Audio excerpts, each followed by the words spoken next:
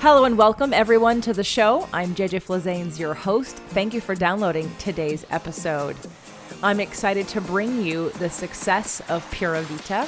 Pura Vita in Italian means pure life, but in this case, specifically, we're talking about a restaurant in West Hollywood.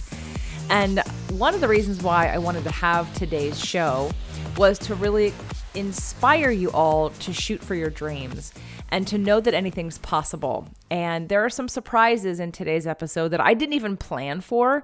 I really just had an intuition to interview the owner, Chef Tara Pinzoni of Pura Vita. And I asked her on a whim, hey, would you want to be on a podcast? And as you all know, I don't really do that for local businesses so much because those of you that don't live locally can't really experience some of it unless you're going to travel here or visit.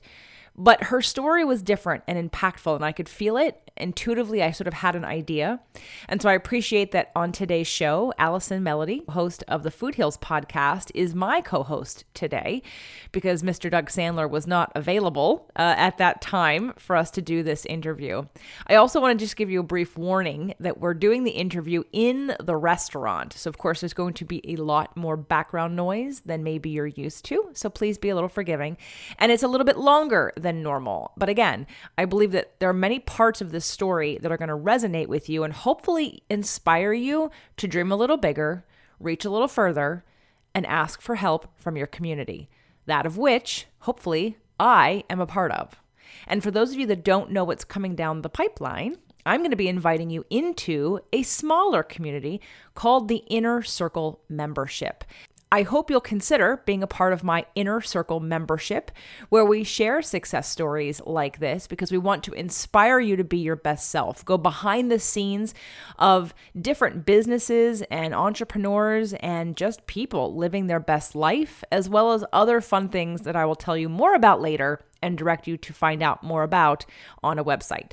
But for now, I just wanted to inspire you to sit back and enjoy this conversation. It's fun. It's girls. I'm so excited, and I'm also a little concerned about the background. Like, I didn't know how it was going to sound. So you'll hear me talking a little faster than normal.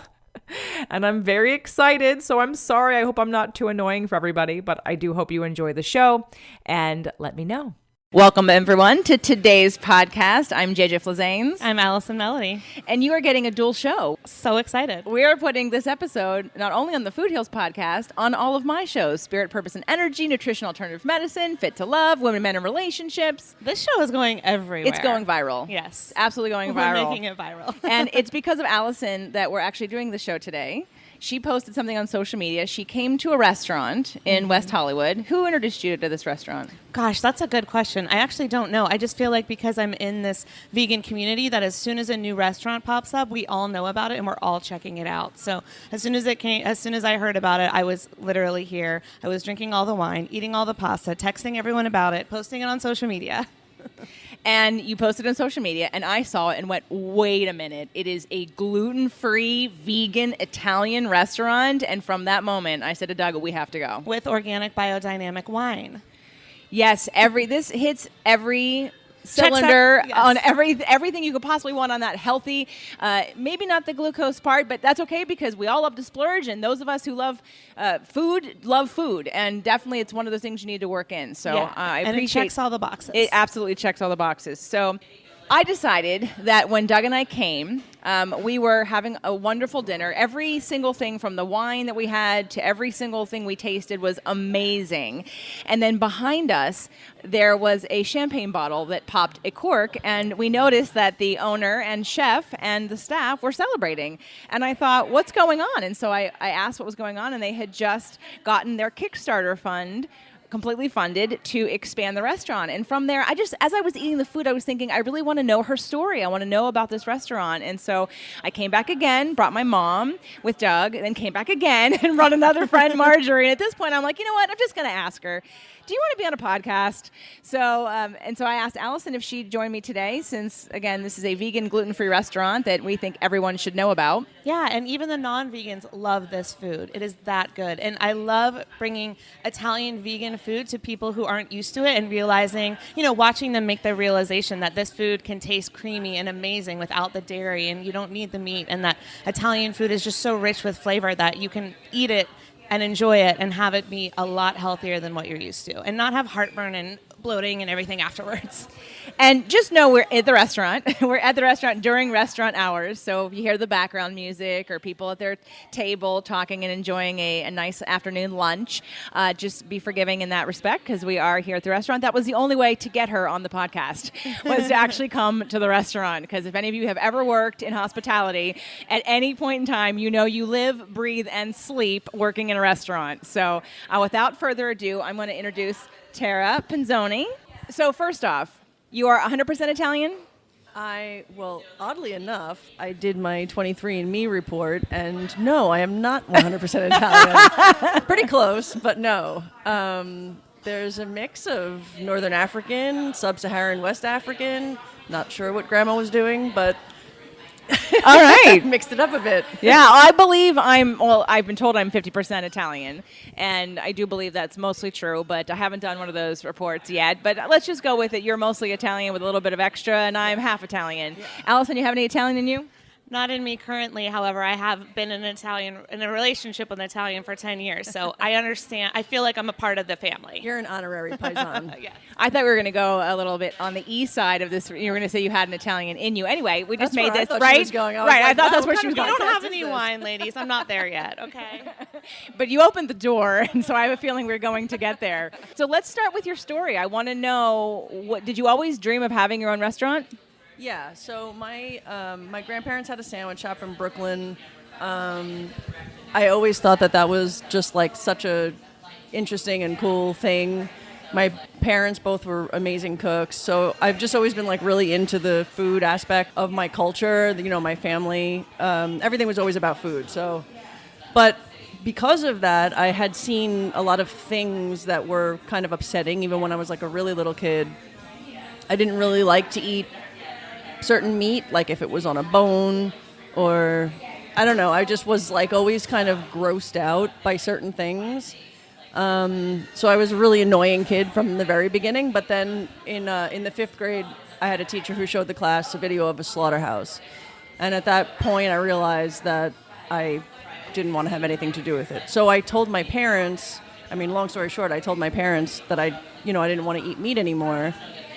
And they had no idea what that meant or what they were supposed to do, but they wanted to support me even though they thought it was totally a phase that I was going to grow out of. They wanted to support me, but they made me come with them in the kitchen and help them cook so that we could all figure it out together. And that was when I started cooking. So how old were you when you started cooking? I was always kind of in the kitchen with them, but I started being really interested in it when I was like 10 or 11. Yeah, I grew up in a Greek-Italian family, so my mother is a homemade cook. She made homemade bread from my whole life, basically. My father gardened. We had an acre of land. We had most of it as a garden. We grew everything from corn, tomatoes, bell peppers, rhubarb.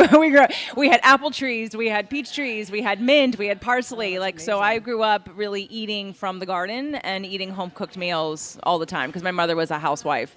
Did a little bit of work here or there, but she didn't really have a career, which was good for me because it taught me really the value and the joy of cooking. And of course, being an Italian family or a Greek family where that's how you show your love for people. Exactly. And I take that very seriously. People know that I don't cook for just anyone because if you don't love it and go ape shit about it, then I'm not doing it again. It's like literally, if cooking for people could be a sixth love language, that would be a sixth love language because because I use all organic ingredients. I'm gluten-free. I'm not vegan, but I'm dairy-free. So when I cook for somebody or bake for some, it's literally with love every single thing that I do. And I feel that in your food and I feel that in your recipes. And I want to talk about the food, but I still want to continue down the story. So you're 10 years old and you're cooking with your family and trying to figure out being a vegan. What point? Well, not vegan yet. It was just vegetarian. It was just meat at that point because it didn't even occur to me about dairy and everything else yet. I was a little kid, so I had to figure all of that out over time. But even just eliminating meat, it was so strange to them that somebody would say, I'm never going to do this thing that everybody does on a daily basis again. I'm never going to do it again. And they thought I was just, being a little kid, but I really meant it, obviously. And so I didn't want to miss out on all the things that my parents would cook. So I really just wanted to figure out how to do these things without it including meat. And my mother and father are both amazing cooks, but she just dove deep. Like, she really went out of her way to start she would make one thing that maybe had meat in it for the rest of my family, but everything that was on the table from that moment on was vegetarian. So there would be like one thing that my dad could eat, they could have some whatever chop they're having, and everything else was vegetarian. And then I just started I'm the kind of person that when I get into something, I go way down the rabbit hole. So I started reading all about, vegetarianism, and it led me into the rest of it, which was the dairy industry and the leather industry and all this other stuff. And as a little kid, I was just like, oh my God, this is like terrible. And I'm so confused. Like, why is this normal? Why do people think that this is normal? And so little by little, I just started eliminating all the things, just threw away my motorcycle jacket. I didn't throw it away. I gave it away. But doing things that my parents were just like, okay, you're getting crazy now. Like, we bought you that jacket. It was expensive, and now you're not going to wear it. Like, the cows are already dead, kind of thing. And it took me so long to explain to them why it was just not acceptable anymore for me. And so it took me a couple years to be fully vegan to really figure it out. But probably by the time I was like 12-ish. Yeah. And did you have friends or anyone your age that was on this journey with you, or did you feel really alone in this journey? I was 100% alone on this journey. Yeah, this is so similar to my story. I can't even tell you. I remember I watched an animal activism video that was on the news, which is unheard of. Kind of like you watched one in school, which is also now unheard of. The tissue would probably be fired if that happened now. Yeah. Totally. People would be protesting and up in arms, and it would be a whole thing. But we watched this video, and there's 4 of us girls, and I was probably 15, and it was showing the abuse of cows. And I also didn't make the dairy connection at that time. But I was like, I will never eat a hamburger again after seeing that video. So my 4 girlfriends and I, we formed a little club called 4FAR, and it was 4 girls, 4 animal rights. Okay. Well, guess what? I'm the founding and only lasting member of 4FAR because it didn't stick. But for me, I was like, that was the first thing that set me on that mission, just like how you got set on the mission. And then the other people kind of just went away from it, went back to, eating the same way. And I was like, wow, everything, my mind is blown. What else is out there? And it took me years and years and years to get to the place that I am, and multiple tragedies and all kinds of things. But I wonder, why is it that some people are so affected by seeing these kind of things and others are just like, I'm good? I mean, I wish I knew the answer to that question, because maybe if I knew the answer, I could tap into the people who are not affected. But I think some people just have a certain level of compassion towards animals, and other people maybe just don't. Not to say that they don't love their dog, but they just don't make the connection that all animals are the same. They're all living, breathing, loving, affectionate, all the things. And I don't think people make that connection with, animals that stereotypically are eaten. Well, as a non-vegan, I will say that there's a couple things. One, first I want to ask your birthday. I'm curious about your sign. You wouldn't happen to be a Pisces or a Cancer or a Scorpio, are you? You knew it was coming. You knew it was coming. I am none of those things. What are you? I'm a Virgo. Okay. Strong and hard. Okay, do you know what your moon sign is by chance? Do you know your astrology? I don't know. No. Okay, your moon's how you deal with your emotion. Anyway, because, yes? All my best friends are vegans, so we're already besties. But, sorry. All my best friends are Virgos, so we're already besties. That's because we're the best. Well, I just got cut out of both of those, Virgos and vegans. All right, got the double boots. Okay, so as a non-vegan, I'm going to speak to refer to ourselves here as the vegan Virgo vampires. Whoa! Yes. Why? Because we have a lot of staff that are Virgos? Yes. Really? Yeah. That is funny. Uh, so, it's also, it goes back to also spiritual beliefs and what you believe about life and death. So I think that if we believe, and we don't need to go down that rabbit hole of what your beliefs are and what your beliefs are in life and death, but for the people that believe that we only have one life and this is all that we're living and that we don't necessarily recycle and sort of that, how that works. So I think that there's partly spiritual beliefs too, and the way that we handle our everything from, how someone who's starving in the woods, so to speak, versus how we have slaughterhouses and things like that. There's absolute wrongs that are going on in this world that are completely not sustainable, don't help the planet, don't help any species, whatever. I'm in total agreement of that. But in terms of the consumption, I think that, again, depending on where you fall and what you believe about the purpose of life, the purpose of animals, the purpose of our bodies, and what works and what doesn't work, because there's as many studies to prove all different angles depending on what it is you are believing. So again, I'm not promoting either side. I'm just saying that there's, when someone gets focused enough, they can find the research to support whatever it is that they currently believe and what's working for them. And I am someone who is absolutely dairy-free and all about sustainable and cruelty-free. I've attended events with you and donate to charities and rescue animals. And so anyway, so you have this, you're 12 now, you're a full-on vegan by yourself trying to figure out how to eat in the world. And so is that when you're forced to start cooking for yourself more, or search out new things or demand or ask for new things? Yeah, I was never really forced to cook for myself because, like I said, my mother and my father, but my mother really just stepped up to the plate and took care of it, My dad's a little bit more flaky in that, he would be ready to put the Parmesan cheese on my pasta, and I'm like, Dad, it could be now. He would still do that now. It's been 30 years. He's just he just doesn't think about stuff like that. But my mom really took it seriously. She was reading every label. She was she went down the path with me, even though she didn't understand it or practice it. She wanted to make sure that I was happy and comfortable and all the things like the best mother in the world should do. And she did it better than anyone. So I was never forced to cook. I just enjoyed the process with her. And I felt like I was learning a whole new set of skills that maybe I wouldn't have been paying attention to if I didn't suddenly realize what this food was and, how we interact with it and how it gets made and all the things. It just became so interesting to me.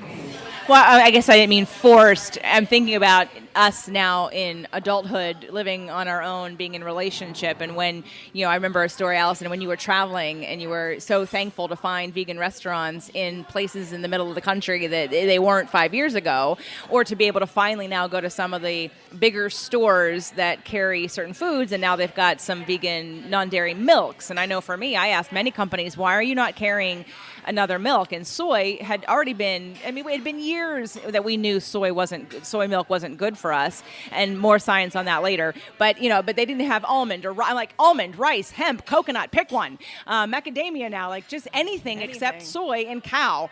And, the bigger the store, the bigger I thought your responsibility is to at least offer something to people all over the country, especially in California at the time and in New York, who want something different, because we're sort of the trendsetters, right, that are looking at life and foods and demanding other things. I always tell people with the gluten-free industry, I became gluten-free when there was next to nothing on the market. And, I don't know if you remember that brown rice bread. I don't know how long you've been gluten-free, but Trader Joe's had this brown rice bread that felt like a brick. And it was the only bread they had. This was 11 years ago, maybe 12 years ago now. So I've been gluten-free for almost 12 years. When I mean forced, I was, in a way, forced to figure stuff out because there wasn't anything out there. There was one kind of pizza dough. There was one kind of cookie. There was one kind of bread. And people weren't making it. And now look at the industry. And it's not because we yelled at people to said stop making wheat. We just demanded and we offered to pay more for people to figure out how to make these things taste better and and we've come such a long way, which is another reason why I wanted to have you on the show, because many people out there who are eating gluten-free, they had it 5 years ago and they're like, oh, it tastes like cardboard, or oh, it tastes crappy, and so they've decided that I'm not even going to try it because it tastes so bad. And here we are in this amazing restaurant that you've built with amazing food that every single person. My mother is kind of gluten-free, My boyfriend is not gluten-free, but he has, since moving in with me, eaten anything that I make and anything that you've made that I've brought him here. So again, food is food. And when it tastes good, later when I prepare meals, later I tell people, oh, by the way, that was everything you ate was gluten-free and dairy-free. And they'll go, really? That quiche was gluten-free? Oh my God, that dessert? Yes. I don't tell them ahead of time because they look at it funny and they go, oh, how's it going to, it's going to taste weird, isn't it? And I'm like, no, just eat it.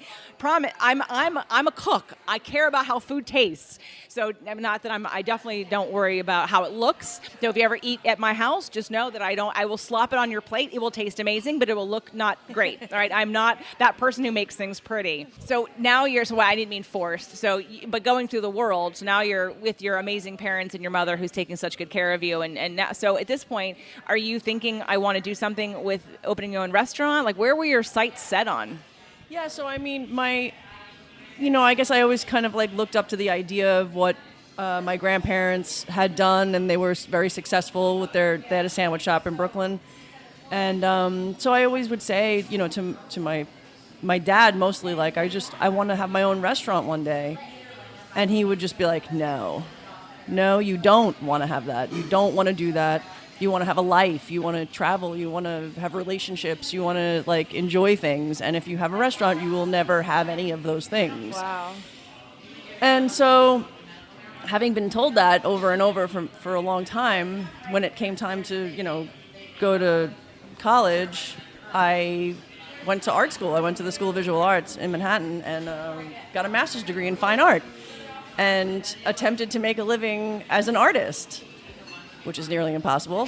And what did he think about that? Because he's like, no restaurants, but art, cool. He was all about it. He Wow. was fully supportive of that idea. Yeah, he was like, I mean, they were super supportive no matter what I chose, but he really tried to steer me out of the idea of ever having a restaurant. That's pretty funny. So I would always cook, and I would do for little side projects, like I would cook in people's houses or I would teach them. Like, it was less about veganism and more about health at that time. But of course, everything I did was completely vegan. And so, but I never worked in a restaurant, and I never had that experience. I mean, I was like living a totally different life. It was just, I was missing something enormous, some giant void in my life that was so abundantly clear to me. And it just occurred to me that, like, my passion, I have two passions in life, music and food. And I don't play an instrument, and I can't sing to save my life. So it became clear that my focus was really in the wrong direction. I really needed to, like, reset my path. And so I just went into I literally quit my job, got made fun of again by my bosses, like, oh, what do you think, you're just going to go become a chef somewhere? And I'm like, no, I'm going to go work as a prep cook. I'm going to start from the bottom because I never went to culinary school and I have no restaurant experience. And so that's what I did, and just worked my way up pretty quickly because I already knew how to cook. I already had that. I just needed to learn what happens in a restaurant, you know? It was so clear. I mean, it was just like, I was a million times happier the very first moment of being in that kitchen versus anything I had ever done before. So what was it like taking that leap? Because I know that this can be hard. It's like when you quit your full-time job to go do something you're passionate about. I mean, that's a huge leap and change in life. And by the way, some of the best chefs I know have no culinary training, you know? So I found that interesting about your story. But what was it like taking that leap? Like, how did you set yourself up for that?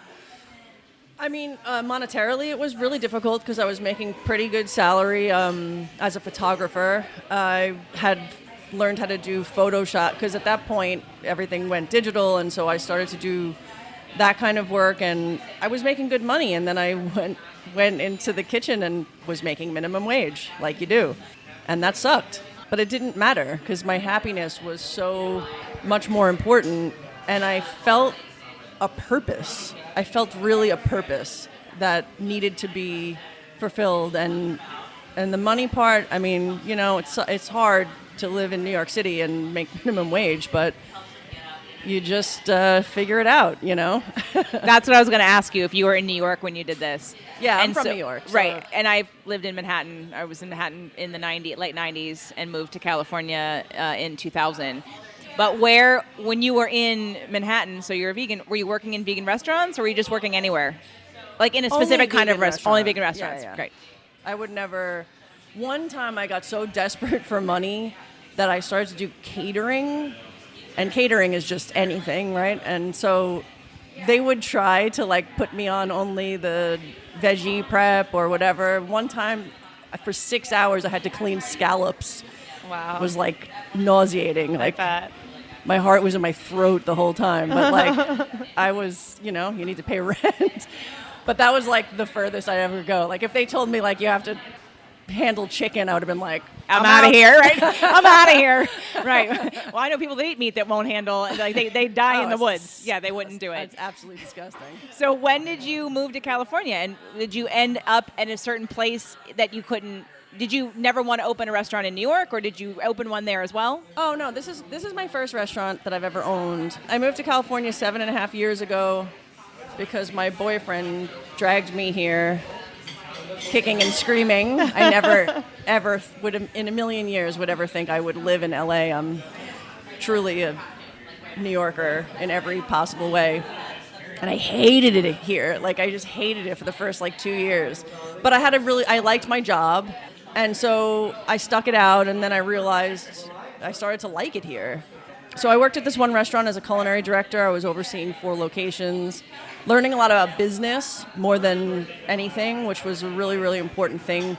And the reason why I was waiting to ever open a restaurant, because I really needed to understand the business part of it. Because you can cook all day long, but if you don't understand how the business side of it works, it's not going to work. So I was just really diving into that, trying to learn that. And then, so I was there for a little over 5 years. The original owner sold the restaurant. And I realized that it was my time. I needed to make this happen. I'm not getting any younger, and I have the energy that you need and the passion, and I need to do it now. Actually, the catalyst for that was for my 40th birthday, I took my family to Italy. Hadn't been there since I moved to California. In New York was easier. We just went all the time. But the last time that I was there was a few vegetarian places, but nothing really overwhelmingly interesting.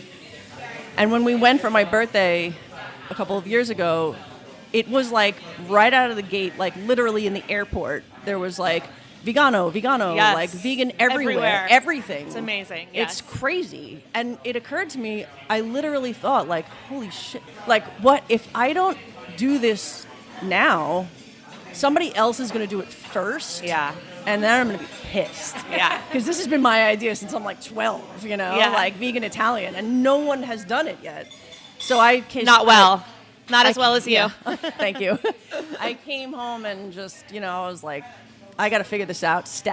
Quit the job, talk to everybody I knew, and a really old friend of mine that I've known since I'm 15, he would always sort of, what I thought was joking about one day we're going to open a restaurant together, one day. And I called him and I was like, you know how you're always joking about opening a restaurant with me? And he's like, I'm not joking. And I was like, okay, I'm ready. And literally, that's how it happened. We just started looking at places and we made it happen. So when was the official opening here? We opened on September 5th, 2018. So it's just over a year. Yeah. A little over a year. And when was your first time here? Probably about a year ago, because it was very close to when you guys had first opened. Well, thank God you did, because it's amazing. I agree. Thank God I did. Thank God you did. So let's talk about, so for those of you that are local in California or traveling to California, obviously you need to come here. The restaurant is called Pura Vita, Puravita, which in translation stands for pure life, correct? Yes. Right, in Italian. Yes. And so even if you aren't vegan or gluten-free or dairy-free, still come here because the food is amazing. And give it a try. In fact, if you're curious, just come here and give it a try, because the standard now will be so high that you'll understand that it is possible to make amazing vegan and gluten-free pasta and Italian dishes and dairy-free cheeses that are amazing, and dips and the whole 9 yards, desserts to die for. And so I want to talk about the people, though, that aren't going to be able to make it because they live in Spain or Italy or France, because I know a lot of people get mad at me, I can't go there. I'm in Australia. Well, when you come to California, come here. to Los Angeles, make it a destination point. But for those that are listening about your dream that you had when you were little and how the things that happened along the way to make that happen, the belief, if you were to give someone some advice who is listening to your story and can identify with, there's something I know I'm passionate about and I'm not doing it, and how do I get myself to do it? What are the steps that you would recommend someone take or think about in order to help them live out their dream? Wow, that's a really good question. Don't listen to anyone. People's advice. Be polite. Say yes, thank you for caring enough to give me advice, and then forget everything that they said. Yep, and then do it anyway. I'm with you, girl. Take risks. Believe in yourself. If you fail, dust yourself off, get back up and try it again. I mean, life is relentless, and you just have to punch it back. You gotta mean it, And look, not everybody is going to be able to do exactly what they want to do, but if you can get as close as possible, you'll be so much happier for it rather than doing some job that you feel like, we only get this one life, I think. So it's like you got to do you. You can't do what somebody else wants you to do. Did you ever think you wouldn't do it, or did you come across hurdles, those obstacles that we have that really for a second make you go, maybe I can't do this, maybe I shouldn't do this? Did that ever happen to you? Of course. I mean, that's happened a lot of times. This industry, first of all, is very difficult in general. It makes it 1,000 times more difficult because I'm crazy vegan and, would never work in a place that wasn't that. And it makes it another 1,000 times more difficult because I'm a woman. And I've always been the only one in the kitchen. And when I lived in Italy, I remember thinking, I'm going to get all this amazing experience. And they laughed in my face. They laughed at me. Women do not work in a kitchen. Wow. Women cook at home. And those moments stick with you because you think obviously I know that that's not true. They have a little catching up to do, but sometimes certain things get under your skin, like maybe I will never be as good as, somebody who has culinary training, or somebody who's been working in a restaurant for the last 20 years, or or a man, or whatever it is. It's like you question yourself. And then for me, I just was always like, I'm the only one that I've ever come across who can do this particular thing as well as we're doing it here. I've never tasted vegan Italian food, even in Italy. That was anything that was, super mind-blowing that I didn't think I could do better myself. And so I had to just keep reminding myself of that. It's not like I'm not making veggie burgers, it's like something very, very particular. And that gives you an advantage. Yeah. So you have to use your advantages, And let me reflect back to you that this is true because I run vegan Italian retreats. And my retreat partner and I, we bring, 10 to 12 women to Italy, and we eat all the vegan foods. And the tastes and flavors are just so divine. And then you come home, and you can't go to a restaurant, and you can't make it yourself as good as they make it. I mean, Leslie Durso can, she's a vegan chef, but I can't. And the other retreat attendees can't.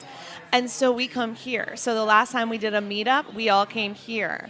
And that's how good the food is, because we can pretend that we're back there, but the food is as good or better as what we had there. So thank you for that. And then my question is where do you get this positive attitude and drive? Because I feel like a lot of people probably would have given up and, stayed with the art school or stayed with the job, or, when they were told women don't belong in the kitchen, adopted that. So where does that drive and positivity come from? Can I answer this question graphically? Please. Oh, yeah, we've crossed the line already. This is labeled as an e-show. Don't worry, whatever now.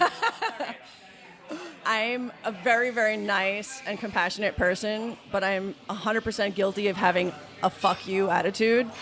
So every time somebody tells me I can't do something, you bet your fucking ass I'm going to do it. I love that. That's just the way I've always been since I'm a kid. I'm doing your chart before we're done today because there's a Sag in you. I'm telling you right now, there's Sag in her, because I would always say, if you want to get me to do something, tell me I can't do it. Yeah. Tell me. Just tell me. Dare me. Dare me. You tell me you can't do it, because absolutely. I mean, tell me I can't do it because I'm going to prove you wrong. Yeah. Now, that doesn't always work, especially in relationships. Not necessarily. It's like a little self-sabotaging sometimes, but in the case of your own success in life and business, works awesome. Yeah. And she's a New Yorker, so that doesn't hurt. Yeah, I mean, you just have to have a positive mental attitude. It's the PMA. It's just like, I mean, I was like always part of like a music scene when I was a kid, and the PMA was a big part of it. And you just gotta like believe that your shit is real. That's it. And Well, your shit is real, so let's talk about the food, because your shit is real. All right, so as an Italian, as a snob in the kitchen myself, would never, though, ever open a restaurant for me, right, because I've worked in hospitality, and although everyone keeps wanting me to, my ex-husband kept threatening to build me a restaurant, and I was like, no, I'm not, because the love of cooking for me would have gone out the door. Right. I've actually been hired to cook for people, and it was fun at first, and then I started to resent it, because then I'd come home and I'd want a pizza, because I gave all my love away to somebody else to cook for them. Right. And again, it is that I'm a little too attached to how it's received. Because again, I'm cooking for what I think is good for somebody as well. On the organic side, it's clean. And so if you don't really appreciate the love, the attention, the ingredients, the farmer's market, the organic, if you don't even appreciate all of that stuff and you don't even think it's amazing, then I'm like defeated. And that's not necessarily a good way to be, but it is the way I am. So I just deal with it. So I want to talk about the food. So you had never tasted anything like you make. And I totally understand that. And I get that. And I'm with you on that. So what gave you that inspiration to play in the kitchen? Like, at what point or what year in your evolution did you go, I got it. I figured out the right recipe to make homemade pasta and vegan cheese, the baked one that you do here, the baked ricotta cheese. Like, when did you figure that out? the baked ricotta was figured out the day before I printed the menus when we first opened. I love that. I love was like, that. I need to get some kind of like cheese and bread thing going on this menu. Well, let's just put it in the oven, which is how a lot of great things come to fruition.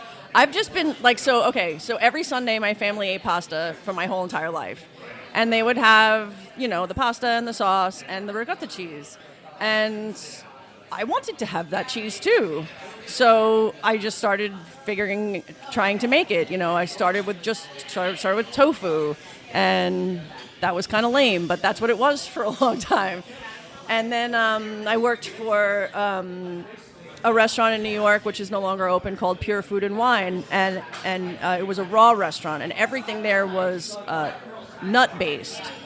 And that was the first time I had ever seen cultured nut-based cheese, and I was like, oh my God, that changes my whole world. Everything is different. Every single thing that I've ever made is now going to change. Mm-hmm. And so then things just started unfolding rapidly after that. All of the things I had been making all along just got like 10% better because I introduced nuts into the mix. And it just has this creaminess, this fattiness, that tofu or whatever else you use just doesn't have. So that was an awesome experience, and that changed my understanding of ingredients a lot. That was an awesome restaurant. It's a shame it's not open anymore. When did you become gluten-free? Are you not gluten-free? Yeah, I wanted to correct you. I am very gluten-full. I love gluten. I love bread and pasta. But almost everything on this menu, and this restaurant is not gluten-free. It's just that almost everything on the menu can be gluten-free. I realize that that's a really important thing because people have legitimate allergies and food sensitivities. And it's hard enough to make the decision to be vegan or to be healthier and eat cleaner. You don't need to miss out on the most wonderful things in life like pasta and bread. So it was really important for me to make sure that gluten-free people can come here and be comfortable and know that, like, we got you. I mean, it's like separate pots of water for the pasta, and it's separate, it's all clean and the real deal. But I myself am not gluten-free. Well, I appreciate that you made this menu. That's why I'm here, because I'm not vegan, but I'm gluten-free and I'm dairy-free. So the vegan cheese, I'm always like, when I see something that's dairy and vegan, I'm on it. I'm the first, like, trying everything and eating everything. And when I usually see pasta and vegan, I don't even pay attention because I'm assuming it's wheat. And for me, I'm not a celiac, but it's by choice because there is a sensitivity. It's a low sensitivity, but it's also a desire for me to keep my gut intact and for not to, and it just gives me another option. I'd just rather, there's nothing good about wheat. Like, we don't need anything in wheat, so why eat it? And if we can replace it with something that's very comparable, then why not? And so for me, it's hard to find good gluten-free pastas, and no one else is doing it. I mean, that is what when Allison said this is a vegan, gluten-free, and I know you're not completely gluten-free because I want those meatballs. I want those lentils meatballs to be gluten-free. They don't stick together without the gluten. I challenge you. I challenge you that we can make it gluten-free and have it taste as good. I always tell people that they're making me a meal and they're making a roux and they're using wheat. I'm like, you could use rice flour, it would do the same. Sorry, I'm making faces. I'm really making a lot of faces for those of you that aren't watching this because we're not filming it. But I'm really very animated because I'm very passionate about, again, good food that's good for you and having options and a treat to come here. It's literally like I took the whole day off. I'm like, we're going to go to the restaurant. Like, anytime we schedule to come here, it's like it's a day trip. It's a vacation. So at what point, though, because your gluten-free stuff is amazing. And again, that's where I want to, not only is it vegan, and no disrespect to vegans, but pasta is vegan, and so you can just go buy regular pasta. Yours is amazing, homemade gluten-free pasta. Please tell us how you made that leap and how you made it so amazing. We don't make the gluten-free pasta here. I import it from Italy. Oh, okay. And so that's part of it. A big part of it. Yeah. They definitely figured something out recently because I have tasted every gluten-free pasta that exists on this earth, and they all taste like, for no offense to me, disgusting. They're pasty, or they taste like lentils or black beans or rice or whatever ingredient that they're made from is what they taste like. They don't taste like pasta. So on my journey of trying to find one that I would acceptably cook and put on my menu, I found this one company that is in Italy, and they make this incredible pasta that, I mean, honest to God, you almost can't tell the difference. It's just like... Right, and that's why I'm going on and on about it. I'm glad you're even saying that, so here are your choices, everybody. Go to Italy, and I don't even know wherever you have to find it. You have to research it, or you can come to Pura Vita, because it literally tastes homemade. The way you cook it, the way you serve it, it tastes like homemade pasta. It's amazing. Thank you. You're welcome. There is a trick. When you're cooking any pasta, but it works for gluten-free, and I feel like it's very important, you cook the pasta in the water, and then, look, I'm giving away my secrets. You cook the pasta in the water, it's really not a secret, and then you put it into the pan with the sauce. Put a little spoonful of the pasta water, even if it's gluten-free, into the pan with the sauce, and the sauce will stick to the pasta. And that is the trick. It is the simplest thing. People don't know to do it, and it changes everything. Wow. You're putting in the water before the sauce or with the sauce at the same time? With the sauce at the same time. Yeah. Yes, I'm Italian, and I didn't know that trick. Well, I also don't eat pasta. And it also, but it works for gluten. So the idea with regular pasta is that the flour, the starch that comes off of the pasta in the water while it's boiling, it goes into the water, and then when you add it to the sauce in the pan, it helps the sauce stick to the pasta itself. But it's the same thing for gluten-free because it's still starchy, and it still gives off, the glue that makes the sauce stick to the pasta, so it changes everything. Try it. Okay, that is a tip. Well, everyone, you got that. No matter where you are in the world, you just learned something if you didn't know it before. So that was valuable for everyone besides the inspiration to come visit West Hollywood and Pura Vita. 100%. I'm so excited for the secret, and I don't even cook. So you're here. It's been a little over a year. It's apparently very successful. We're here at lunch, and we're almost full here.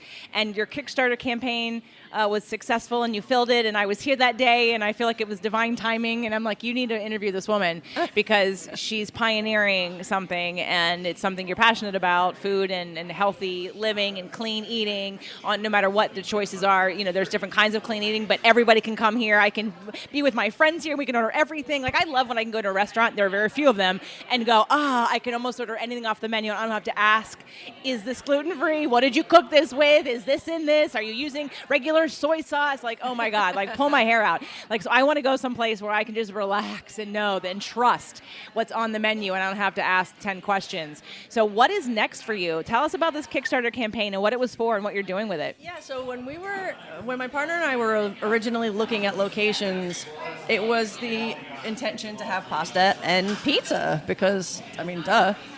But we looked at a lot of locations and they all had something that was not right about it. But when I found this location, it was home. I knew this is the place. It has to be this. But the kitchen is so teeny tiny. It's this little tiny kitchen in the back. It's super New York style. It's like, it just felt right.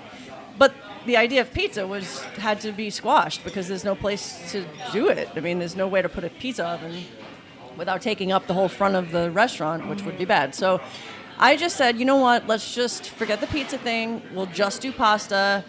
You know, we'll just be super focused. And when the time is right for pizza, pizza will come.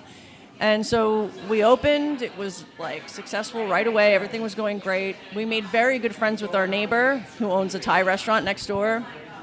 And she came to me one day and said, I'm retiring. Wow. And she's right next door.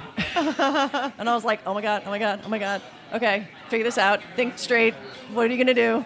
Because we don't have an investor. We don't have, like, money. We used every penny. I mean, we used, like, couch change to make this happen. So, and I don't want an investor because I don't want to have to answer to anybody. So that was just my thing. Yeah. So I did the Kickstarter because I knew that the first thing that I had to buy is the pizza oven, which is going to be, by the time you buy the oven, get it imported here, have it installed, the whole thing, it's going to be like $50,000. So wow. I went for it, $50,000, and we got it. And it's just like mind-blowing. I know. I was so excited to be here. I wish I would have known what was going on to be like, yay! I wish that would have been now so I could have celebrated with you and been like, I'm going to bring in a gluten-free vegan cake for you to celebrate. So you asked for $50K. You can still celebrate when we open. You have to come and absolutely, celebrate with us. Yeah. Absolutely. Well, now I want to do another episode over in the store and film it. So you have this project now just starting, but I want to go back for a second because for those who are listening to you, right? So the inspiration so far is that if you're not happy with what you're doing, figure out whatever way you have to make that happen, to really live the purpose that you're here to do and that brings you joy in everyday living because you don't know how long you have. So just live in joy and take the risk. So now you're at this restaurant. Divine guidance says, knock, knock. Guess what? Tara, it's time for you to expand even more and get your dream. Okay, so you sat down and you said, I'm going to do a Kickstarter campaign. Did you just figure that out? Did you hire somebody? Did you know somebody that did it? Kickstarter. I don't know how to explain in real words what that actually did to me. So I have a friend and a regular guest who eats here all the time who had run several of the most successful Kickstarter campaigns I think that have ever been had. Wow. And he wrote me an email with a list of all the things that I would need to do and consider and, you know, in order for it to be successful. It was a really long email, and it made me want to cry a little bit, but I was you didn't feel overwhelmed at all? No, not at all. It wasn't the worst email I've ever read. And I was like, okay, this has to happen because there's no other way that I can make it without bringing in another person, and then that's just another person that I don't necessarily want to share my partnership. It's like it's very sacred, you know. So my social media manager, she's incredible, and she was just like, we're gonna do this. I'm going to help you. We're going to post about it every day. You have so many supporters. We're going to reach all of them, and we're going to make this happen. I mean, she was like a cheerleader, literally. Super positive attitude. Again, like, you could do anything. Like, literally, she told me every day, like, you can do this. You're going to do this. It's going to be great. Even when I was like, I want to hang myself. Because I did want to hang myself a few times. It was like, it's really difficult for me to ask for help. And it's impossible and never has happened where I've asked somebody for money. And basically every single day for 30 days, I was asking somebody to give me money and help me. And it was so emotionally exhausting for me. Bet. I would never do it again, honestly.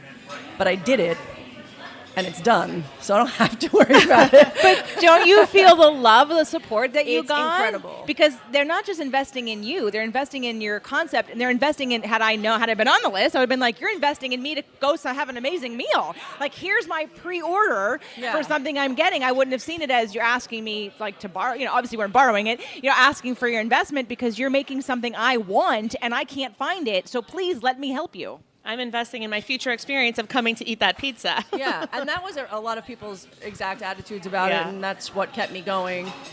The other side of it was just me, like, beating myself up because I don't like to ask for help. That's just my own weird thing that maybe I should go to therapy for. I don't know. But but that was what was making me feel so stressed out every day of it. But at the end of the day, it was like, at the end of the 30 days, it was really a humbling experience to see all these people come out of the woodwork.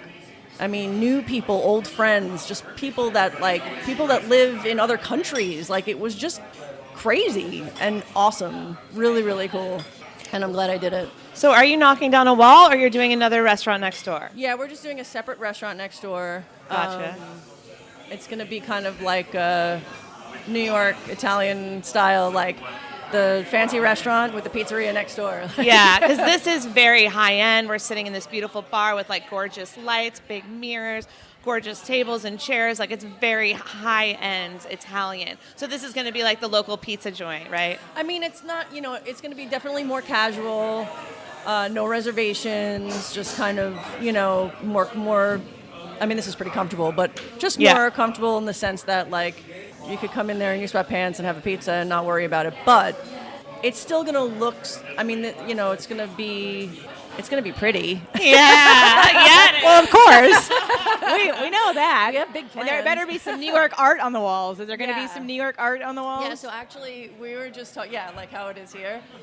So I was just, we're trying to figure what, like, talk through the design and everything. And I'm like, I want photos of Napoli, because that's where my family comes from, and that's where pizza was born. So that's obvious that this. Nice. So this is also a photo that we have hanging in the restaurant of that same city, and so I want to have that. Like, every other photo will be like one from Napoli and another one from Brooklyn, or something that represents like my two sides, because it's not, I'm not from Italy, I'm from New York, so it needs to have both things. So there's going to be a lot of good artwork in there. I'm excited about it. Now, if someone is listening to this and they're thinking, I want to do what she did, and I'm spanning out, do you have any visions for you expanding and taking Pura Vita and opening more locations, having anybody in the future to help you, to franchise from, or to use your recipes and expand this? Because there are people who want what is in this restaurant all over the place. I cringe at the word franchise, so I never say never to anything, but no. Opening one in New York would definitely be really awesome, an obvious next step. But how to navigate that is beyond my understanding at this point. I have to do like one thing at a time. So it's a future thought. Opening one in Italy would be really cool. Yeah. And at the very end of the day, opening one in Costa Rica and then never coming back is... That's the ultimate dream. Retirement is kind of working in Costa Rica. Beachfront. I see it. I see this for you. But yeah, you never know. But it's definitely not part of my dream to make it a franchise or have it even. Well, and I know a franchise sounds so corporate. It sounds so against, mom and pop and what it is that we all stand for, really, right? Yeah. But I guess in a business sense, I was thinking how to expand it. Someone recently had suggested something to me, and at first I thought, no, I'm not interested in that right now. At first I said just no, and then I went, well, hold on, you're just not interested in that right now. But I'm telling you, that seed got planted, and then a week later I was like, oh, I know exactly what I'll do now with that. And yes, now I'm ready. but it was amazing how quickly I went from no to, oh, I shouldn't say no, I should say not right now, and then all of a sudden I had the vision. So I was just curious where your vision was. I wasn't trying to project anything on you that was more than you were comfortable with or wanting. There are some people like, no, I'm one and done, and I live down the street, and I want to, because the restaurant industry it's not an easy industry. You are living your dream, right? You're here all the time. As you said to me, we can't do this interview on Zoom because I'm never home. Yeah. I live in the restaurant. I'm expecting to go back in do it at like 2 a.m. Right. I'm expecting to go back in the kitchen and see a little cot that's your bed in there, right, and your computer next to it. Because I understand, not that I've ever cooked in the restaurant, but I've done every other job in a restaurant. So, I just curious.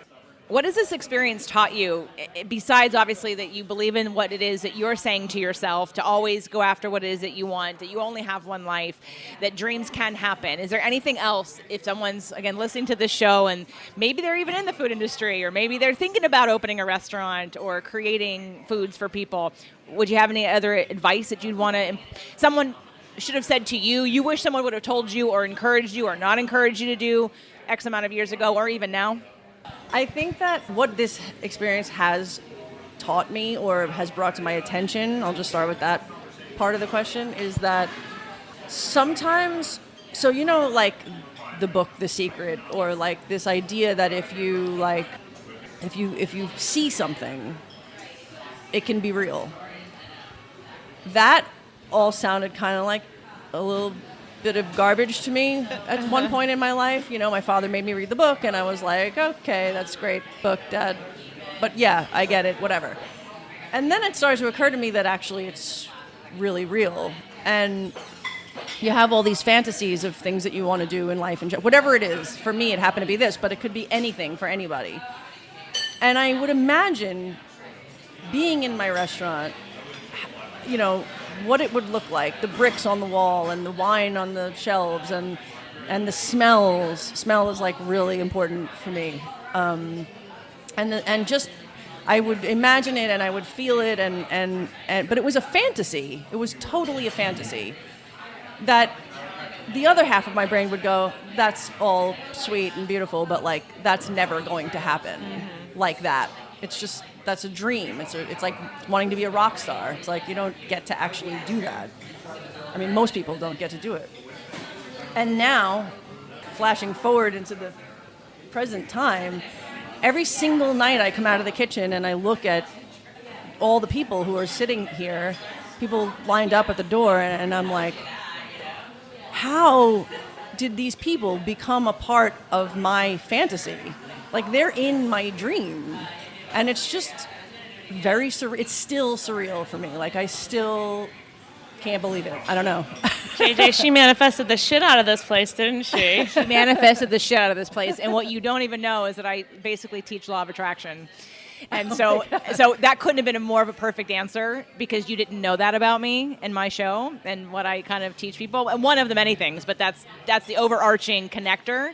And why I'm leading down this path of asking these questions, because I want to be able to let people know that your dreams are possible and that most of us have the logic brain or have that inner conversation of somebody who's nervous for us or worried about us, our parents or other teachers who want to say, don't get your hopes up. I don't want you to be disappointed. So don't shoot for that dream.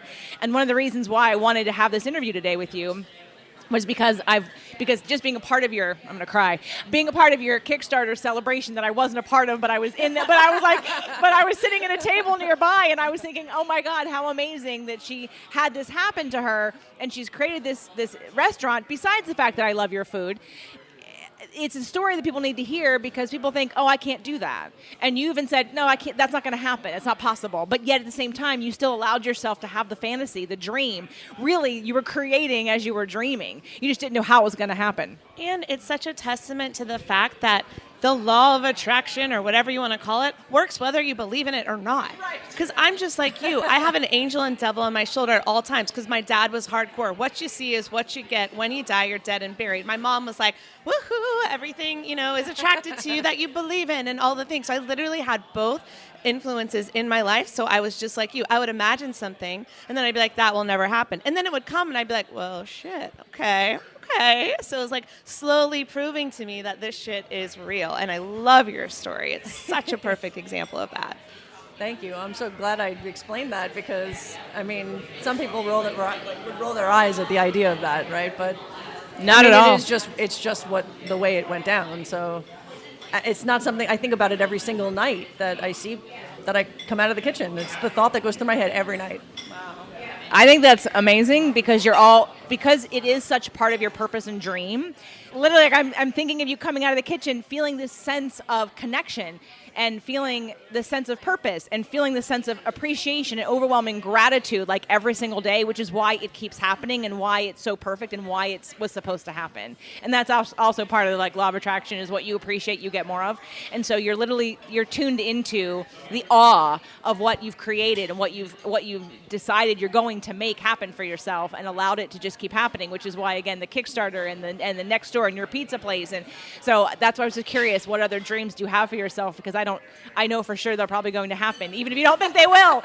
because what I do know about people who, definitely about you vegan community, but also even people who are clean eaters or healthy-minded people, whatever your diet plan is or lifestyle plan is, if you consider yourself a healthy person, really, then you support other healthy movements, and you want it to succeed because we want to change, and we want to affect, and we want to educate, we want to inspire others to take the route of doing things that are better for them. As much as my story sounds so amazing in the sense that like I believed I could do something and I made it happen, I honest to God could never have made any of this happen and would never be able to continue making it happen on a daily basis if it wasn't for my partners and my staff, most of which are people who I've worked with for many, many years, who came with me here on this journey together with me, and they totally see me and understand me and get what this is and what it means. And without them guiding me throughout every single day, I would never be able to do this. It's not a solo project. So I just want to make it clear that this is a family experience. Yeah, Allison was just mentioning and talking about the similarities of how you light up when you talk about this restaurant, when you talk about what you've done and having that devil and angel on your shoulder, and how her parents were similar in terms of, one would say, be everything you want to be, but don't do that, right? And so the messages that we get, and what she said was, explain to her why she does light up. And I said, well, because when you're in alignment with who you are, you can move mountains. You're super powerful. And to that, it's also who you attract into your life. And so when you're on purpose and when your light is shining at the brightest because you're literally doing what you want to be doing and what you're meant to be doing, and even if you don't know what you're meant to be doing, it's whatever lights you up in this moment. Everyone's journey can change. There's not like one destination. It grows and you expand. But when you take that impulse and intuition and you go with it and you trust it and you step into it, magic happens. And then you also attract the people to help that vision. And so it feels so much more ease and flow than when you're trying to make something happen that's not in your alignment, and then things don't work out. Like, you get messages. And so we were talking about law of attraction, and you said off the record, I kind of believed it, but I really thought it was a bunch of crap, and I didn't really believe it. And you did say that on the record too, yeah. But it was that idea that, no, this is real. This shit's real, right, Allison? Absolutely. I just wrote a line in my book that I'm about to finish that's probably the best line I've ever wrote, and it's like kind of a summary of what you just said, and it came to me definitely divinely inspired. Like, these are not my words, but it was, when we live in our truth and stand in our power, we are unstoppable. And I gave myself the chills, so just saying. That's how you know it's real. Also, it just came to me. I came up with the title for this show. Are you guys ready? Ready. Okay. A vegan, a Virgo, and a paleo walk into a bar.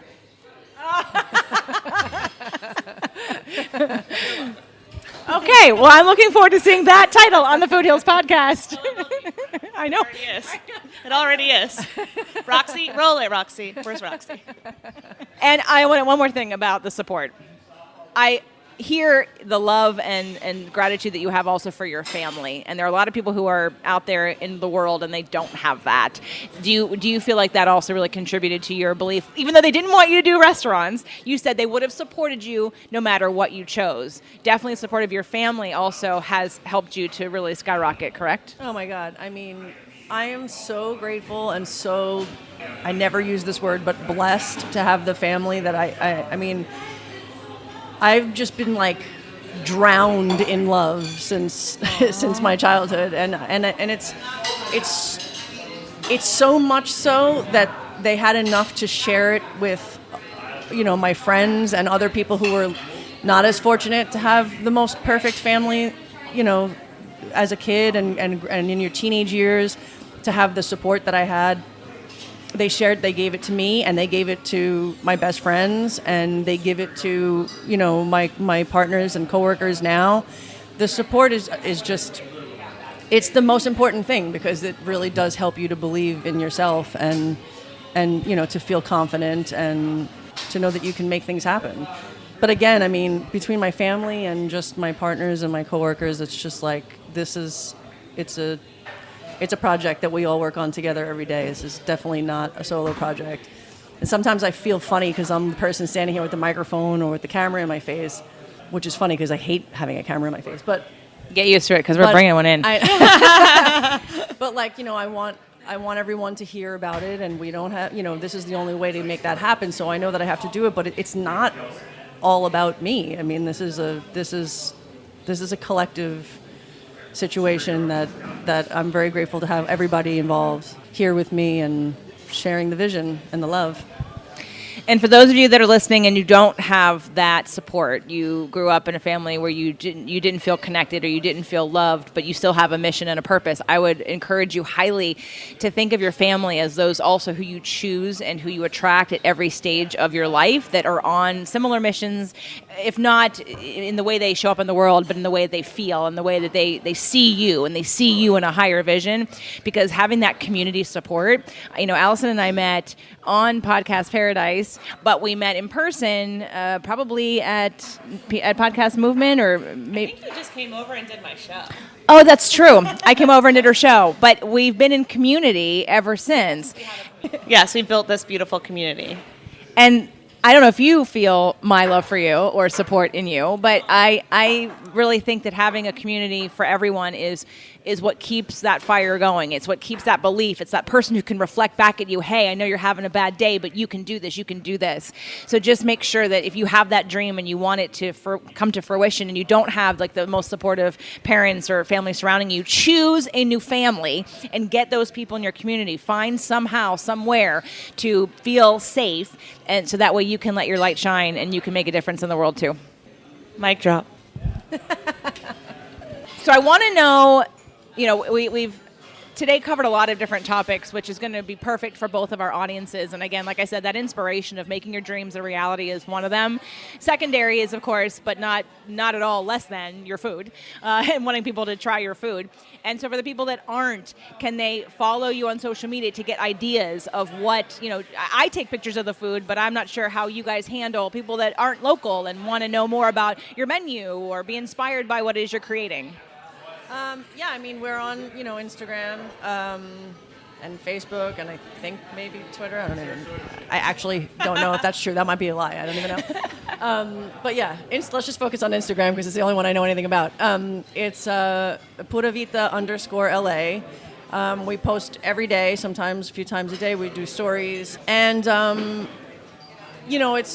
photos are great. And like I mentioned before, the social media manager, she answers every question, and she's always texting me, asking me the question so that she answers it correctly. So she's on it. If you have questions, we don't post recipes, of because one of the next goals that I have is to do a cookbook. Woohoo! I was waiting for that. I can't wait. So that's pizza first, and then once that's settled in, I'm going to do a cookbook. So I don't give away recipes for that reason, because I'm, just letting it sort of build up.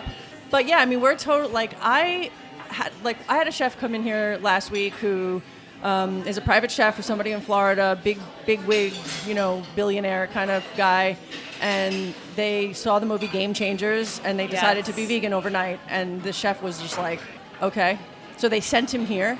Wow. And he just picked my brain while he was eating all the food.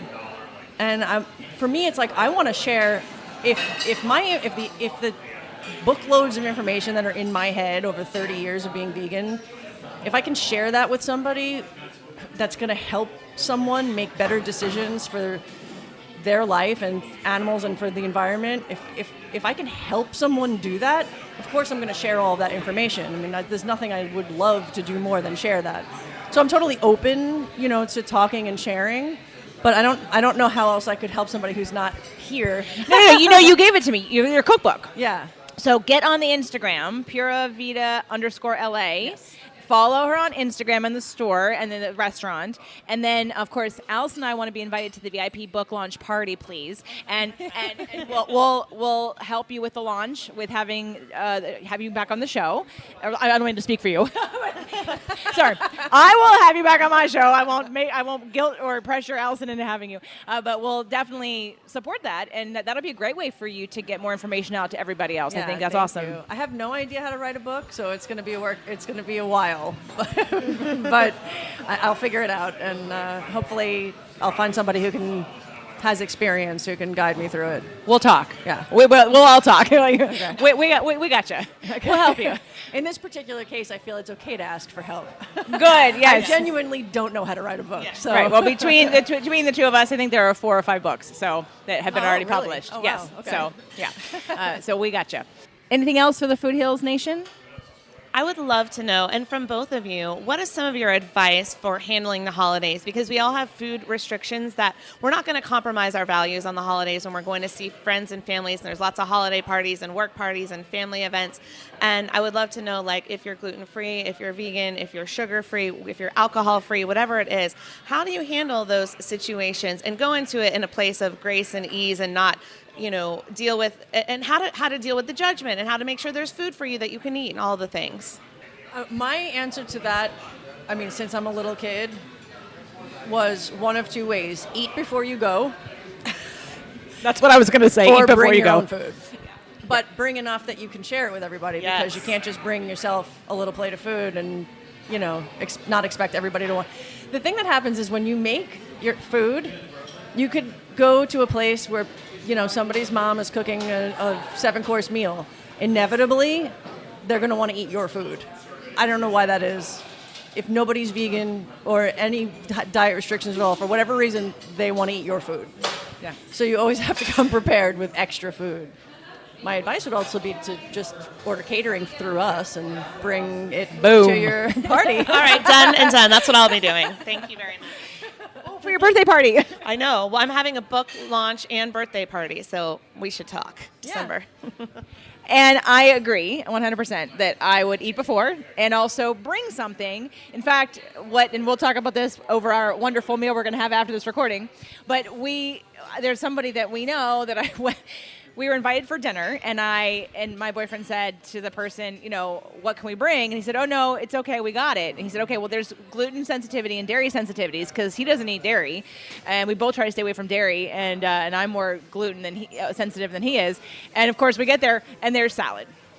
There was lasagna with a ton of cheese, and I thought, I was furious because my gut instinct was I should be taking something. I said, please let me bring something. So in that case, go with your gut instinct, override what they're telling you, and bring something that you can share with everyone. Don't tell them it's vegan. Don't tell them, that it's healthy for them. Just bring something that tastes good that you'll eat, and then you can just pick out whatever they have that you can eat, and then eat your thing, and then keep your mouth shut. Because then you're really serving yourself. You really have to take full responsibility and just pretend you can't eat anything, and then when you do, celebrate the fact that, oh my God, I can eat this. I'll never forget going to a restaurant in the South Bay. It's called Rice Sushi in Manhattan Beach, and I know you guys don't eat fish, but it's completely gluten-free and it's completely dairy-free. Their ice cream's made of almond. They've got desserts that are dairy-free, and I literally can order anything, and I kept asking, I'm sorry, is this gluten-free? I'm sorry. They have tempura. I'm like, that's gluten-free? Everything is gluten-free, and it was like Christmas every time I go because I don't have to worry about it. So really, just bring your own stuff and appreciate the company, focus on the quality time and on the celebration, and that would be my advice. I agree, totally. I think my biggest hack for this, because unlike you ladies, I am not a master chef in the kitchen. So what I do is I bring the vegan cheese plate, don't tell anyone that it's vegan cheese, and people love it. And they're like, what is this? And all the flavors and textures are just dying. And then eventually I tell them. And it's kind of like an easy way to A, have food for me, and then B, get them into my world. And then they're more likely to try if I brought a broccoli dish as well, or, you know, something that I've made that is gluten-free, dairy-free, or I've bought or had catered by a restaurant like Pura Vita. They're more likely to try it once I get them in with the vegan cheese, because they don't believe that non-dairy food can taste good. Oh, yeah. Doug had his first dairy-free cheese. I made a dairy-free goatless cheese log when we first kind of got together, and he tasted it and he was like, yeah, no. And then not even 6 months later, we went wine tasting and I brought a log to have for myself. I started eating it. He goes, well, can I have some? I said, you didn't like this. He goes, well, I was an idiot.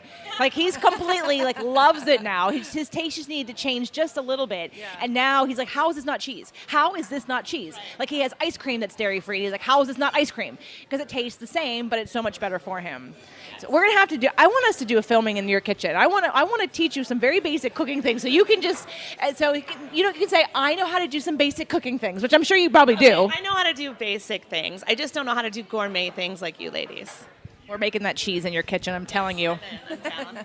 All right. So any other ways for them to follow you? So Instagram, anything on the website that of interest? I know your story is there. If you want to see Tara's. We have 2 Instagrams. We have the restaurant Instagram, and then I have my own personal one. And I try never to, I try not to post the same thing that they're posting on our restaurant page. So for me, it's more of my personal experience. Obviously, always promoting the restaurant, but I guess if you're looking for personal inspiration, it might be more fun to follow my page or both pages.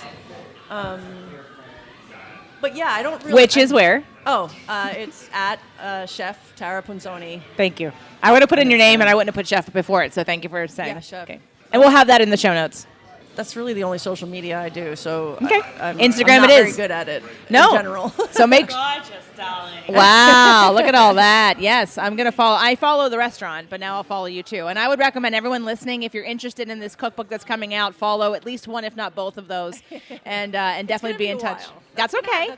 That's okay. And well, when we're done with you, it may be sooner than you think. But nonetheless, it will come out. And if anyone, my audience knows, when I say I'm going to do something, it gets done. Same thing for Allison. She's a multitasker like none other. She's got so many things going on, and she's a master producer. Well, I'm productive. I believe multitasking is the death of productivity, so I prefer to say I am productive. Okay, scratch that. She's productive, she's multi-talented, and she gets shit done. Let's just say that. So, Tara, thank you so much for allowing us to do this. I know that you've said you've only done one other podcast before, and of course I'm asking her, hey, do you want to be on a podcast? I want to interview you. I'm like coming up to you, and you're like, who's this weird girl who's asking me to put me on her podcast? And of course I have all these different podcasts, and some of them have nothing to do with food, but I knew that your story was going to be more than just food, and it was more than just, hey, everybody come to the restaurant. And yes, hey, everybody come to the restaurant. But it was really learn from the inspiration, because I was inspired, and I love your food, and I love your mission, and I'm here to support it. I'm glad that we did this. This is perfect. Yes, thank you so much for having us. Yeah, thank you for coming.